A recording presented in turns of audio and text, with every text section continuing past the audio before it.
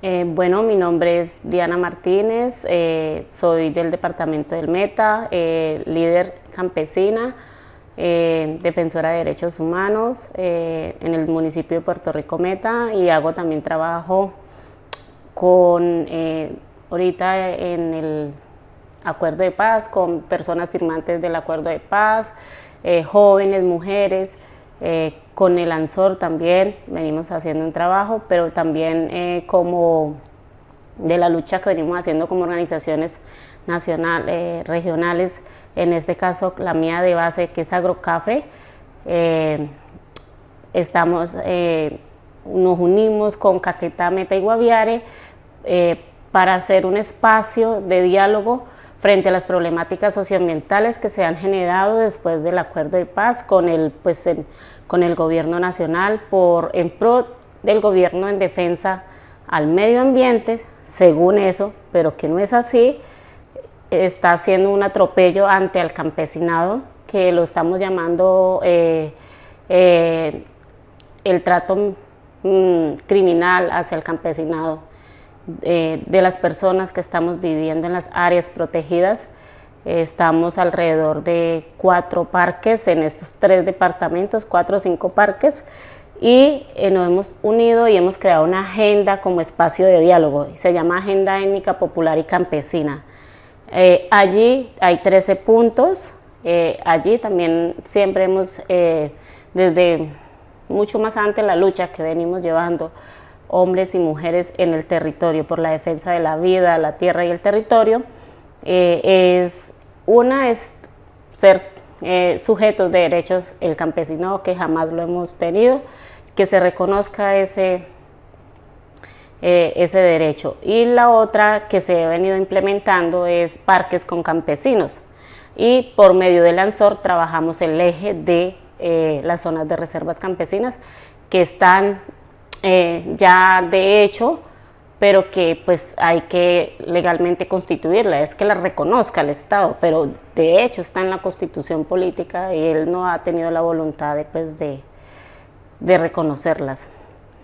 Y es una lucha tras lucha que venimos llevando, y entonces quien se hace líder o coge la vocería de las personas que estamos allí, que vivimos allí, que no queremos salir de los territorios, que queremos permanecer en los territorios, pero que además los cuidamos, que además de muchos años atrás se vive en estas áreas, no es que es de la noche a la mañana que ha aparecido la gente allí, no.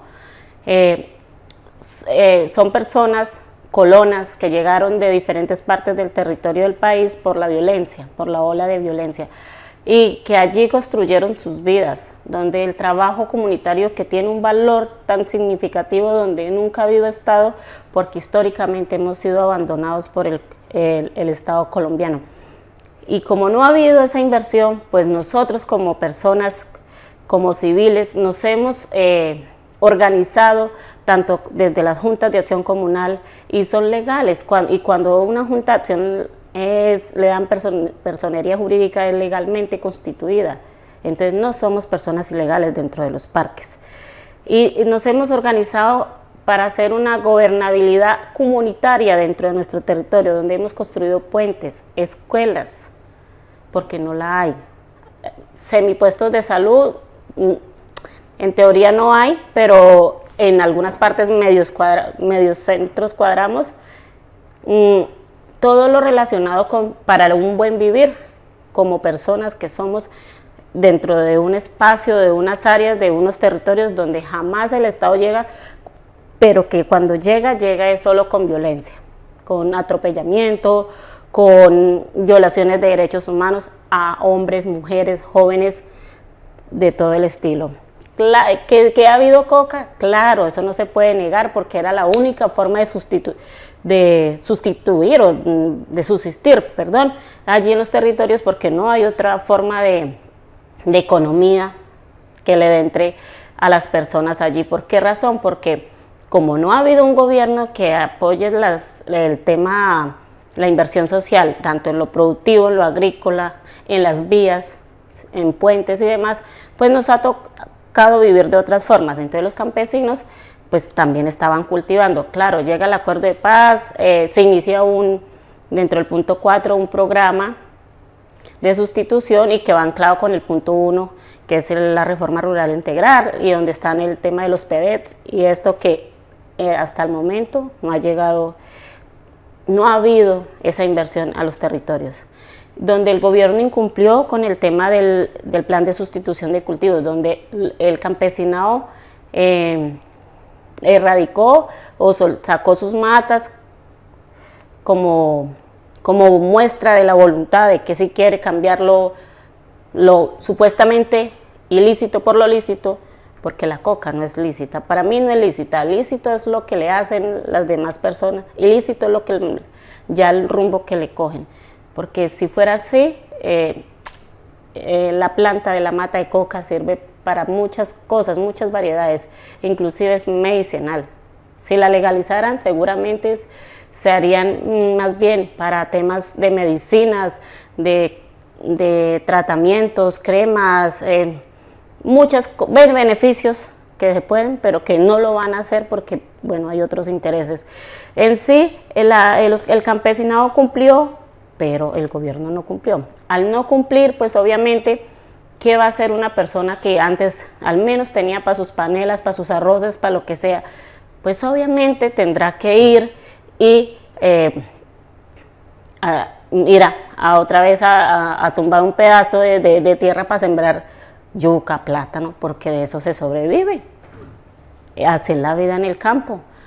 Pero como acá ha venido el gobierno a decir que está en pro de la defensa del medio ambiente y a venir a hablar por el medio ambiente, pero realmente habla y está llevando otras cosas a los territorios, que es el tema de la violación de derechos humanos que ha sido gravemente en los territorios. Y en estos 3 departamentos donde han habido judicializaciones, desplazamientos, muertes, borbandeos de las fincas.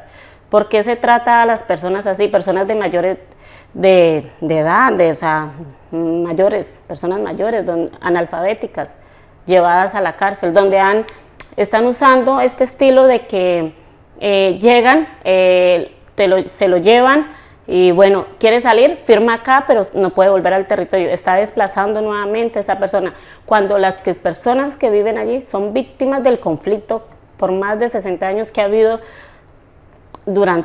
históricamente, antes y en esta cruda realidad del conflicto que hubo entre FARC y gobierno. Y aún así sigue el gobierno haciendo una victimización a las personas. Entonces, ni ha cumplido, o sea, hay una deuda histórica tremenda. Y quienes hacemos el papel de estas vocerías, ejercemos estos ejercicios, pues se nos complican los territorios, porque somos quien llevamos la bandera de todos los que están allí atrás, pero que es la voz de todos. Nosotras las mujeres somos, en Colombia y a nivel general, mundial, el machismo, el patriarcado siempre ha reinado, pero obviamente en Colombia se ve mucho más. Y allí, las que somos las mujeres que hacemos estos trabajos, que llevamos estas vocerías, quienes llevamos, como el cuento, la batuta, la bandera, el poder defender, apoyar y cuidar, entonces somos las más vistas. Seguimos con los señalamientos, porque eso allí lo hay, discriminación, violaciones en términos de violación sexual, muerte, amenazas. Bueno, lo último que le pasa a usted es la muerte, pero todas las anteriores pasan, ¿sí? No somos bien vistas porque ni siquiera nos reconocen y aún que quedó en el acuerdo de paz que la participación política de la mujer en todos los escenarios económicos, políticos, públicos, en todos los escenarios.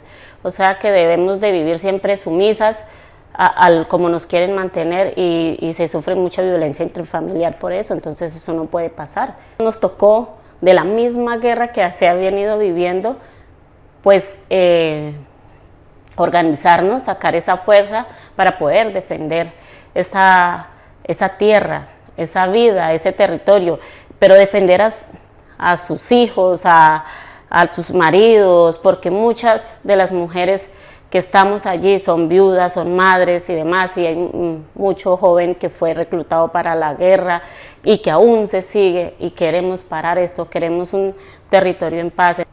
Aunque es mucho más atrás, históricamente viene un legado donde se viene haciendo el trabajo, lo que pasa es que es desconocido.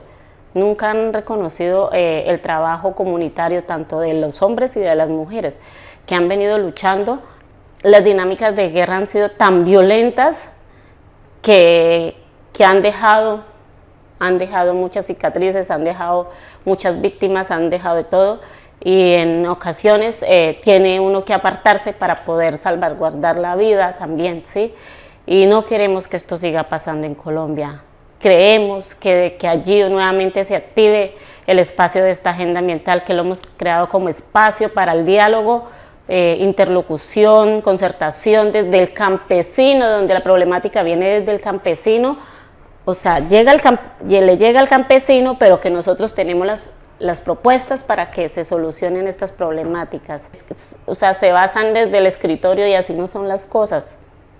Entonces, desde allí estamos trabajando y creemos que estas propuestas, las del paro 2021, las que hicimos, los acuerdos, la agenda ambiental, todos los temas que se han venido tocando, el paro del 2013, los diferentes mesas donde hemos pedido parques con campesinos. Ahorita se nos genera una nueva, que es el tema del ICA, entonces se nos ha bloqueado a los que tienen ganado, porque obviamente, vuelvo y repito, el que cambió el tema de la coca, pues se puso a trabajar con el ganado, y bueno, es para sobrevivir. Un grande ganadero, un campesino no es con grande extensión de ganado, no.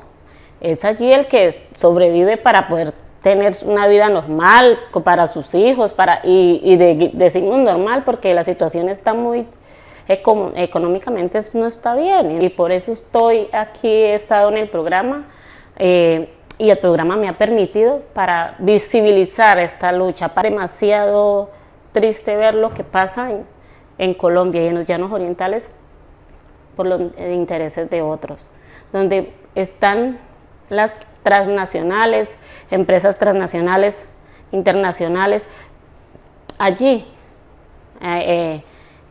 interesadas en este territorio, ¿sí? Con otros intereses no afines al de nosotros. Nosotros somos la piedra en el camino. ¿Qué pasa? Por eso es que usan el uso de la fuerza con la policía, con los militares y todo esto, generando terror, odio, desplazamiento. Y esto no puede seguir pasando. Por favor, cuando hagamos las inversiones, pensemos a quiénes les vamos a hacer daño primero. Analicemos esos temas, porque hoy puedo estar gozando de unas cosas, pero mañana estoy mirando que está otras personas que estoy afectando. Entonces esto no puede seguir pasando, y esto lo hablo en general a nivel mundial, porque esto ha venido sucediendo toda una vida.